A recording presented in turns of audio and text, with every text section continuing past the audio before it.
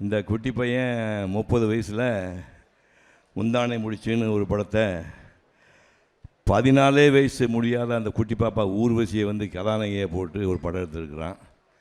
இது வந்து எல்லோரும் முந்தானை முடிச்சு முன்னாடி நிறைய பேர் கொலை கொடுத்தது நான் கேட்டேன். ரொம்ப சந்தோஷமாக இருக்குது. நான் ஆக்சுவலாக வந்து அந்த படத்தை பற்றி தான் நான் சொல்லிட்டு ஒரே முடிக்கலான்னு நினைக்கிறேன். சொல்லாம் இல்லையா? நிச்சயமா. அதாவது இயக்குனர் இமயம்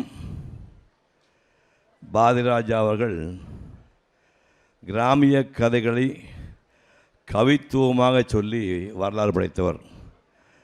அவருடைய 16 வயதிலே கிழக்கே போயும் ரயில், கிழக்கு சேமை, முதல் மரியாதை, அந்த படங்கள் பூராமே வந்து அவர் பேர் சொல்லுச்சு. அவருடைய முதல் உதவியாளர், முதல் சிஷ்யன் வந்து முதன்மையான சிஷ்யன். இவர் வந்து 70-80களில் திரைக்கதை அமைப்பதில் இந்தியாவிலேயே சக்கரவர்த்தியாக திறந்த ஒரு மனிதன். அந்த 70-80களில் இவருக்கு இணையாக யாரையுமே சொல்ல முடியாது. அமிதாப் பச்சன் வந்து ஆக்ரி ரக்ஸ்தானோட படத்தில் இவர் டைரக்ட் பண்ணுறாரு.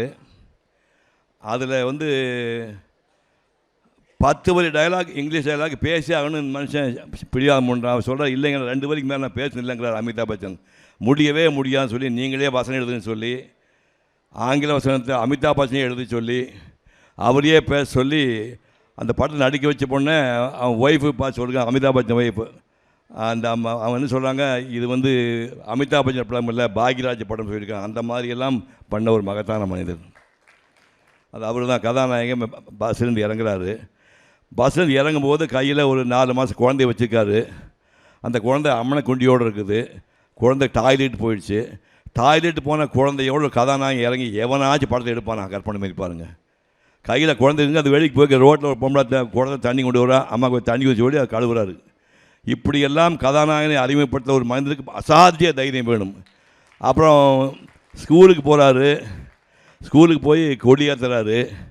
கொடியேற்றிட்டு அருள் புரிவாய் கருணை கடலே அப்படி பாட்டு ஆரம்பித்து 2 பேரும் சொல்லாமல் குழம்புறாரு. உடனே பக்கத்தில் ஒரு பெரிய ஒருத்தர் அந்த முழு பாட்டு சொல்லி தலையில் அடிச்சுட்டு இவன்லாம் வாத்தியாரை வந்து உருப்படவா போகுது அப்படி கிண்டல் பண்ணாங்க. கதாநாயகன் தன்னையே கிண்டல் பண்ணி ஒரு படம் எடுத்த ஒரு மனுஷன். இந்த மாதிரி வந்து ராஜ் கபூர் முன்னே அந்த மாதிரி படம் பண்ணுவார். அதுக்கப்புறம் வந்து வாத்தியாருக்கு சம்சாரம் இல்லைன்னு தெரிஞ்ச உடனே அந்த பொண்ணு கதாநாயகி ஊர்வசி சொல்லும், நான் குழந்தைய நீங்கள் ஸ்கூலுக்கு போகும்போது குழந்தைய நான் வச்சுக்கிறேங்க, எங்கிட்ட விட்டுட்டு போங்க அப்படின்னா. அதெல்லாம் வகை நீ வேலையை பார்த்து போனச்சு. கிளாஸுக்குள்ளே வகுப்பு கூட தொட்டில் கட்டி குழந்தைய விட்டுட்டு இவர் வந்து கிளாஸ் நடத்துவார். அப்படி நடத்திட்டு இருக்கும்போது ஒரு பையன் வந்து ஹோம் ஒர்க் பண்ணல. ஏன்டா ஹோம் ஒர்க் பண்ண கை நீட்டாக அடிக்கணும், கை நீட்டினா கையில் ரத்தக்கரை இருக்குது.